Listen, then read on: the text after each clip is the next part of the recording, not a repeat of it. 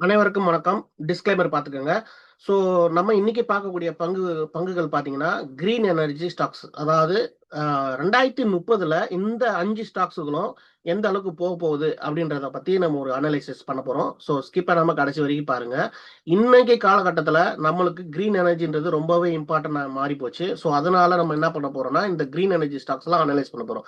அதுல முக்கியமா பார்க்கக்கூடியது இந்தியால இருக்கக்கூடிய இந்த 5 கம்பெனிஸும் வந்து டாப் பெர்ஃபார்மரா, அதாவது அதிகமான மார்க்கெட் கேபிட்டல் கொண்ட கம்பெனியா இருக்குது.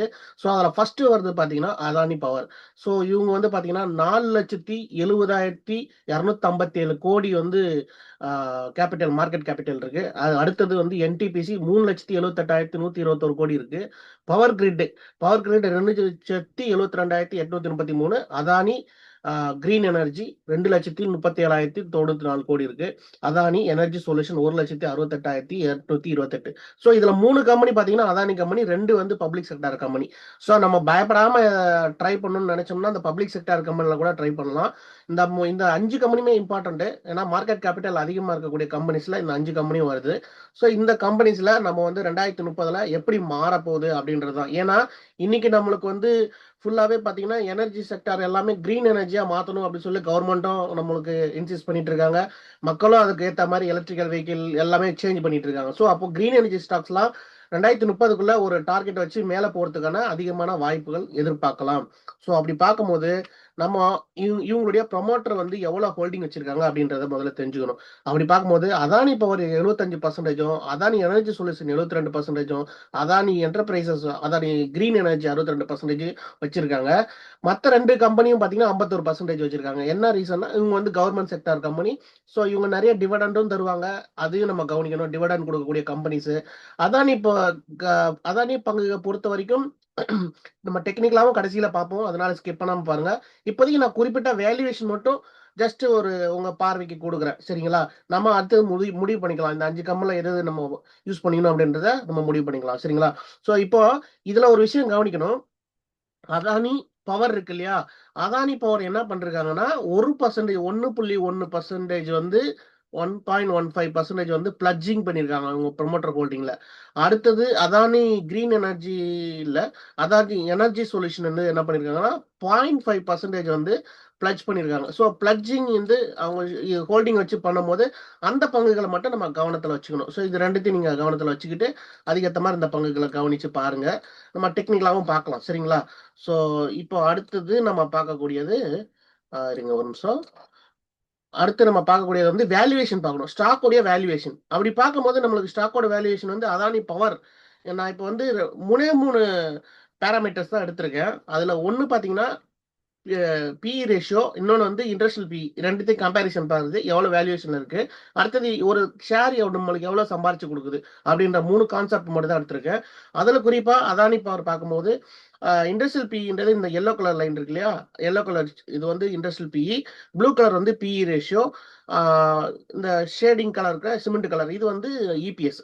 ஸோ நம்ம பொதுவா பார்க்க வேண்டியது என்னன்னா, எது வந்து இந்த எவ்வளவு தூரம் பிஇ ரேஷியோ வந்து கம்பேர் டு இண்டஸ்ட்ரியல் ரேஷியோட கம்மியா இருக்கோ அது வந்து நல்ல வேல்யூவேஷன்ல இருக்க பங்கு. அதாவது கம்மியான ஒரு நல்ல சீப் அண்ட் பெஸ்டா இருக்கக்கூடிய பங்கு அப்படின்ற மாதிரி நம்ம பார்க்கலாம். ஸோ அப்ப ப்ளூ கலர் லைன் வந்து பெருசா இருந்ததுன்னா அது வந்து அதிக வேல்யூவேஷன் போயிடுச்சுன்ற மாதிரி கணக்கு எடுத்துக்க வேண்டியதான். ஏன்னா இண்டஸ்ட்ரியல் வேல்யூட அது அதிகமா இருக்கு அப்படின்றதுதான். ஸோ அப்படி பார்க்கும்போது நமக்கு கிரீன் எனர்ஜி பாத்தீங்கன்னா அதானி கிரீன் எனர்ஜி 135 வந்திருக்கு பிஇ ரேஷியோ. இது ரொம்பவே அதிகம். ஸோ அடுத்தது Adani enterprises Adani energy solution பாத்தீங்கன்னா இண்டஸ்ட்ரியல் பிஇ ரேஷியோவும் 81 இருக்கு, இதுவும் 81 இருக்கு. அதை கவனிக்கணும். இவங்களுடைய இபிஎஸ் ஒரு ஷேர் நம்மளுக்கு 19 ரூபாய் சம்பாரிச்சு கொடுக்குது. அதானி கிரீன் எனர்ஜி 10 ரூபாய் சம்பாரிச்சு கொடுக்குது. சரிங்களா? ஸோ அது கரண்ட் மார்க்கெட் பிரைஸ் என்னன்றதை நம்ம பார்த்துருவோம். சார்ட்ல லைவ் சார்ட்ல பார்க்கும்போது பார்த்துருவோம்.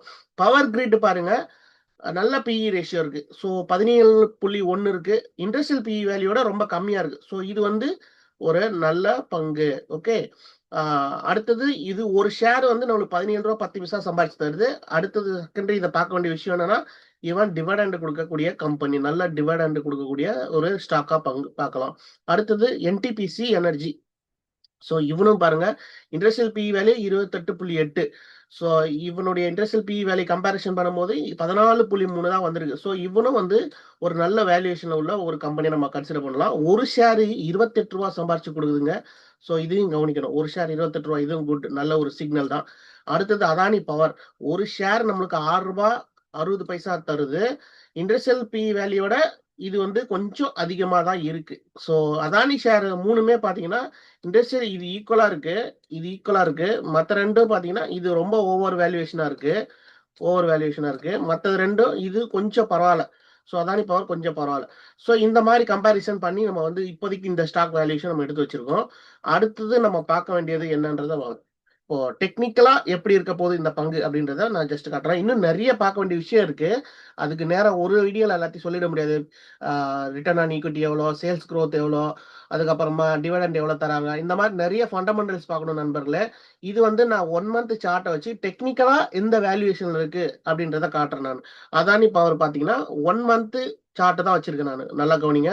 1 மந்த் சார்ட்னா கிட்டத்தட்ட அது 2018ல இருந்து நான் பார்க்குறேன், 17ல இருந்து பார்க்குறேன். ஸோ 2017ல இருந்து 2024 வரைக்குமே அது கொஞ்சம் தூங்கிட்டு தான் இருந்திருக்கு அப்படின்னு சொல்லலாம். ஸோ கிட்டத்தட்ட ஒரு எத்தனை வருஷம்? 1, 2, 3, 4, 5, 6, 7 வருஷம் கிட்ட தூங்கிட்டு இருந்துட்டு இப்பதான் வந்து அதானி பவர் மேல பூம் அப் ஆயிருக்கான். ஸோ இது வந்து இப்ப கவனிக்கணும். இந்த ஸ்டாக்ஸை நீங்க கவனிச்சு பாருங்க. 243 பிரசன்ட் மார்க்கெட் பிரைஸா இருக்கு. ஸோ இப்போ வந்து மந்த்லி சார்ட் எடுத்து வச்சனால ஆர்எஸ்ஐ நான் யூஸ் பண்ணியிருக்கேன். ஆர்எஸ்ஐ இப்போ எவ்வளோ இருக்குன்னு பார்க்கணும். ஒவ்வொரு வேல்யூஷன்ல இருக்கா என்னன்னு பார்க்கணும். அதாவது ஆர்எஸ்ஐ நல்லா புரிஞ்சுக்கோங்க. 30க்கு இருந்தா இது வந்து கரெக்டான ஒரு வேல்யூவேஷன். அதாவது இந்த லோல தான், இந்த இந்த இடத்துல தான் வாங்கணும். 70க்கு 75, 70ல இருந்து இதெல்லாம் வந்து 70க்கு மேல போகக்கூடாது. 70க்கு மேல போயிடுச்சுன்னா ஓவர் வேல்யூவேஷன்ல இருக்குன்னு அர்த்தம். சரிங்களா? இந்த பிட்வீன்ல இருக்கும்போது நம்ம 50 இது இப்போ மூவிங், இந்த எல்லோ கலர் லைன் வந்து மூவிங் ஆவரேஜ். ஸோ இதை கிராஸ் பண்ணிடுச்சுன்னா நம்ம வந்து வாங்குறதுக்கான சிக்னல் கிடைச்சிருச்சுன்னு அர்த்தம். ஸோ இல்லைன்னா சில பேர் என்ன பண்ணுவாங்க, ரொம்ப லோல போய் வாங்குவாங்க. 30 இல்லைன்னா 20 இந்த பிரைஸ்ல வாங்கிட்டு எப்போ 70 வருதோ வித்துருவாங்க. ஸோ அந்த மாதிரி நீங்க பண்றதா இருந்தாலும் பண்ணலாம். சரிங்களா? ஸோ அதை நீங்க இது ஒவ்வொருத்தருடைய அனாலிசிஸ் பொறுத்து இருக்கு. நான் ஜஸ்ட் உங்களுக்கு தெரிஞ்சுக்கிறதுக்காக சொல்றேன். எப்பெல்லாம் கிராஸ் ஆயிருக்கோ அப்ப பாருங்க ஒரு பூம் வந்திருக்கு. எப்பெல்லாம் கிராஸ் ஆயிருக்கோ அப்ப பாருங்க ஒரு பூம் வந்திருக்கு. ஸோ எப்ப இது கிராஸ் ஆயிருக்கோ அந்த மூவிங் ஆவரேஜ் இப்ப டவுன் வந்திருக்கு. ஸோ நம்ம வாங்கணும்னு நினைச்சா இந்த மாதிரியான ஒரு டவுன் ட்ரெண்ட்ல போய் வாங்கணும். அப்பதான் ஒரு வேல்யூவேஷன் பாருங்க. 30 ரூபா இந்த ரேஞ்ச், 40, 30 ரூபா, 50 ரூபா அந்த ரேஞ்சு கிட்ட கரெக்டா வாங்கினோம்னா பெஸ்ட். 40 ரூபால வாங்க, 40 ரூபாயில இது 40 சிக்னல். இது வந்து ஆர்எஸ்ஐ சிக்னல். இது எல்லாமே ஆர்எஸ்ஐ சிக்னல். இந்த ப்ளூ கலர் லைன் இருக்குல்ல, இந்த பிங்க் கலர், பிங்க் இல்ல, இது என்ன வயலட் கலர் லைன் வந்து RSI line, yellow colour line வந்து மூவிங் ஆவரேஜ். ஸோ எப்பெல்லாம் இது கட் பண்ணி கிராஸ் பண்ணுதோ அப்போ வந்து நம்ம வாங்குறதுக்கான சிக்னல். இப்போ ஆர்எஸ்ஐ பத்தி பார்த்தாச்சு. இது என்ன ரேஞ்சில் இருக்கு பாருங்க. கிட்டத்தட்ட 80 ரூபாயில இருக்கு. மேக்சிமம் எவ்வளவு போயிருக்கு? 95 ரூபாய் கிட்ட போயிருக்கு. அதுங்க வந்து கீழே விழுந்திருக்கு. ஸோ இது வந்து ஆல் டைம் ஹைல இருக்கக்கூடிய பங்கா இப்ப பாக்குறதா இருக்கு. அதே மாதிரி மூவிங் ஆவரேஜும் பாத்தீங்கன்னா நல்லாவே ஏறி இருக்கு. ஸோ இப்போதைக்கு நம்ம இந்த ஸ்டாக்ஸ் வந்து 243 ரூபாயில ட்ரேட் ஆயிட்டு இருக்கு. ஸோ கொஞ்சம் ஓவர் வேல்யூவேஷன்ல தான் ஆல் டைம் ஹைல ட்ரேட் ஆயிட்டு இருக்கு. பட் ஆனா கிரீன் எனர்ஜி இம்பார்ட்டன்ட். நம்ம வந்து கிரீன் எனர்ஜி இனிமேட்டு வரக்கூடிய காலங்கள்ல அதுதான் இருக்க போகுது. அதனால இந்த 240 தான் ஹை லெவல் முடிவு பண்ணிட முடியாது. அப்படி பார்த்தா நம்ம 100 ரூபாய் ஹைல இருந்திருக்கு. அப்புறம் 150 ரூபாய் போயிருக்கு. அப்புறம் 243 ரூபாய் இப்போ முடிஞ்சிருக்கு. நாளைக்கு ஒரு ஒரு ஒரு வருஷம் கழிச்சு 350 ரூபாய் கூட போகலாம். ஸோ அதனால இந்த பங்கை நீங்க கவனிச்சு பாருங்க முதல்ல. சரியா? ஸோ நெக்ஸ்ட் பங்கை பார்க்கலாம்.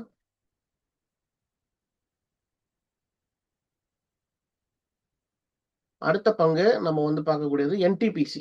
ஸோ என்டிபிசி பாருங்க, தொடர்ந்து ஒரு டிவிடெண்ட் கொடுக்கக்கூடிய கம்பெனியா இருந்திருக்கான். நம்ம டிவிடெண்டும் கிடைக்கும், ஒரு சேஃப்டியாகவும் இருக்கலாம் அப்படின்ற மாதிரி தான். ஏன்னா கவர்மெண்ட் செக்டார் பங்கு, என்டிபிசி இல்லாமல் ஒன்றும் இயங்காது. அது ஒரு விஷயம், அதை பாசிட்டிவாக பார்க்கணும்.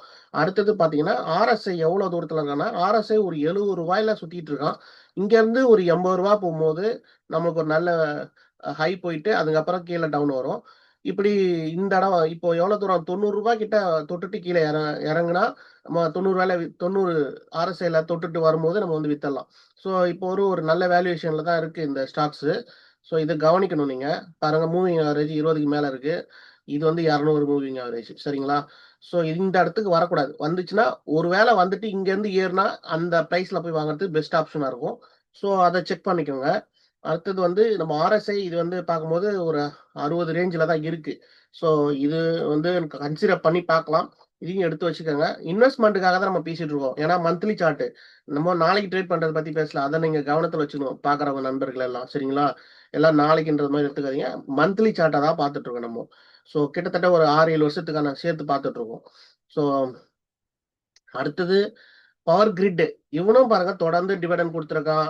ஸ்ப்ளிட் பண்ணியிருக்காங்க. நெறைய விஷயங்கள் நடந்திருக்கு. அடுத்தது இவன் எவ்வளோ ஆர்எஸ்ஐல இருக்கான் பாருங்க. இப்ப கிராஸ் ஆகப்போகுது மூவிங் ஆவரேஜ். ஸோ 60 50க்கு மேல போயிடுச்சுன்னா இந்த ஸ்டாக்ஸ் நம்ம வந்து கன்சிடர் பண்றதுக்கு ப ப ப பண்ணலாம். சரிங்களா? ஸோ நல்ல ஒரு ட்ரெண்ட்ல தான் போயிட்டு இருக்கான். பார்த்தீங்கன்னா தெரியும். நல்ல ஒரு ட்ரெண்ட நோக்கி போயிட்டு இருக்கான். இது வந்து இந்த இடத்துக்கு வரக்கூடாது. இது இத கட் பண்ணி கீழ போகக்கூடாது. அப்போ ரூ. 120 கீழ போகாம இந்த இடத்துல திரும்பிட்டாங்கன்னா, கரெக்ட்டா நம்ம வாங்கணும்னு நினைக்கும்போது 170 இந்த பிரைஸ்ல வாங்கும்போது சீப்பா கிடைக்கும். பார்க்கலாம். இது எவ்வளோ தூரம் இப்போ ஆர்எஸ்ஐ வந்து திரும்புறானா? இல்ல கீழ போறானா? அப்படி கீழ போனானா ரூ. 30 ரூ. 40 30, 40 ஆர்எஸ்ஐ வரும்போது நம்ம வாங்குனோம்னா பெஸ்ட் ஆப்ஷனா இருக்கும். ஸோ அத கவனிச்சுக்கோங்க. அப்போ வேல்யூவேஷன் வந்து இப்போதைக்கு ஒரு மீடியம் லெவல்ல இருக்கதா நம்ம பார்க்கலாம். ஸோ அடுத்தது வந்து நம்ம பார்க்கக்கூடியது ஆ அதானி கிரீன் எனர்ஜி. ஆ இது சிக்னல் பாருங்க கிளீனா காட்டிக் குடுக்குது. இவன் வெறும் டிவிடெண்ட்ல எதுவும் தரல. தொடர்ந்து கன்சிஸ்டன்ட்டா 5 குவார்டர் லாஸ் குடுத்துட்டு, இப்பதான் அடுத்த ரிசல்ட்டுக்காக எதிர்பார்த்துட்டு இருக்கான். ஸோ கிட்டத்தட்ட 2021லருந்து 2026 5 வருஷத்துல பெருசா ஒண்ணும் ஏற்றம் கிடையாது. பட் ஆனா, இப்போதைக்கு ஒரு லோ லெவல்ல தான் இருந்து மூவிங் ஆவரேஜ் கட் பண்ணிட்டு ஆர்எஸ்ஐ வந்து 60 தொட்டிருக்கான். ஸோ ஆர்எஸ்ஐ 60லருந்து ஒரு 80, 90 வரைக்கும் போகும்போது, இங்கேருந்து பார்த்தீங்கன்னா ஒரு 90 ஆர்எஸ்ஐ வரைக்கும் போயிருக்கு. அப்போ இப்போதைக்கு 60ல இருக்கும்போது, இது ஒரு நல்ல வேல்யூவேஷன்ல தான் இருக்கு.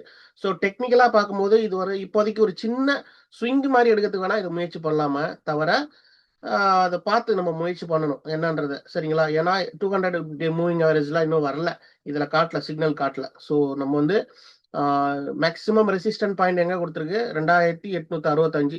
அந்த ரெசிஸ்டன்ட் பாயிண்ட் வரைக்கும் கூட நம்ம கவனிச்சு பார்க்கலாம் இந்த ஸ்டாக்ஸ. சரிங்களா? ஸோ இந்த கண்டிஷன் அது. அடுத்தது அதானி எனர்ஜி சொல்யூஷன் ஒண்ண பார்க்கலாம். இந்த அதானி குரூப்லாம் கொஞ்சம் நம்ம நியூஸ் பேஸ்டா இருக்கனால கொஞ்சம் கவனத்தோட தான் ஹேண்டில் பண்ணணும். அதையும் சொல்லிக்கிறேன்.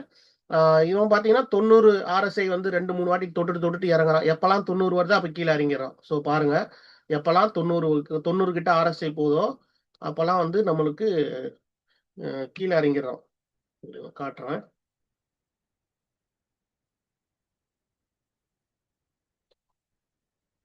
இங்க பாருங்க. எப்பலாம் 90 கிட்ட போதோ, அப்போ ஒரு ஃபால் வருது. 1, 2, 3 இந்த மாரி ஃபால் வருது. ஸோ அப்போ நம்ம இந்த ரெசிஸ்டன்ட்ட வந்து கன்சிடர் பண்ணிட்டு ஒரு ரூ. 4000 வரைக்கும் வரும்போது, அதுவரைக்கும் வச்சுட்டு, இப்போ வந்து 60, 70ல ட்ரேட் ஆயிட்டு இருக்குன்னா, இந்த 90 ஆர்எஸ்ஐ மந்த்லில வரும்போது, அதுவரைக்கும் வச்சிருந்து நம்ம வந்து எக்ஸிட் பண்ண வேண்டியது தான். ஸோ அந்த மாரி வேல்யூவேஷன்ல இப்ப என்ன கண்டிஷன்ல இவன் பாட்டம்ல தான் வேல்யூவேஷன் காட்டுது. ஸோ டெக்னிக்கலா பார்க்கும்போது இது பாட்டம்ல காட்டுது. ஃபண்டமெண்டலா நீங்க அதையும் செக் பண்ணிக்கோங்க. நான் முழுசா ஃபண்டமெண்டல் பத்தி இன்னும் சொல்லிக் குடுக்கல. சொல்லல. ஜஸ்ட் ஒரு வேல்யூவேஷன் என்ன, பி/இ ரேஷியோ எவ்வளோ ரேஞ்சுல இருக்கு, ஆர்எஸ்ஐ எவ்வளோ ரேஞ்சுல இருக்கு டெக்னிக்கலா பார்க்கும்போது.